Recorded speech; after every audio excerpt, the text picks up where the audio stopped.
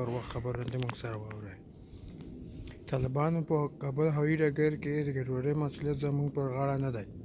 په داسې حال کې چې زرګونه کسان هڅه کوي د افغانستان پلازمېنې کابل حامد کرزي هوایي ډګر څخه لارې هېواد پرېږدي. طالبانو وایي په دغه هوایي ډګر کې د ګډوډۍ مسؤلیت د دوی پر غاړه نه ده.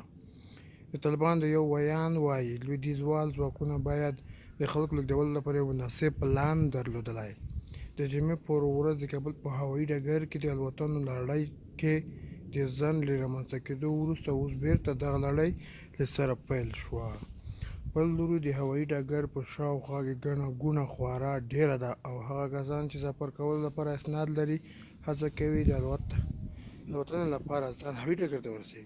امریکایي ځواکونو د هوایي ډګر په 200 کیلومترۍ کې له یو هوټل تر هوایي ډګر پورې خلکو په چورلکه کې لیږدول کېږي. د امریکا دفاع وزارت وایي چې دوی هیڅکله ګډوډي نه رامنځته کوي. د امریکا دفاع وزارت دا هم تایید کړې ده چې امریکایي دفاع وزارت ویان جان کریبي وایي هغه کسان هوایي ډګر ته په 200 مترۍ کې یو هوټل کې میشت وو او نه یې شو کولی هوایي ډګر مرکز دروازې ته ځان ورسوي. د امریکا ولسمشر جو بایډن د اګست میاشتې تر پایه پورې به د افغانستان د امریکایي ځواکونو د وتلو لړۍ بشپړه شي، خو په وینا یې په دې پروسه کې به تلفاتو او استحمالي خطر نه شي درولی.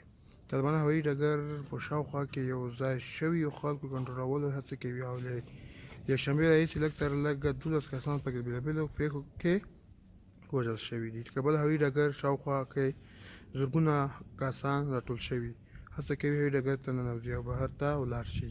د طالبانو لخوا د کابل د هوایي نیولو سره وروسته د بهرنیان او د هغو زرګونه کسانو کورنۍ چې له امریکا، ناټو او نورو لویدیځو هېوادونو سره یې کار کړی له خطر سره مخامخ دي هڅه کوي له افغانستان څخه ووځي.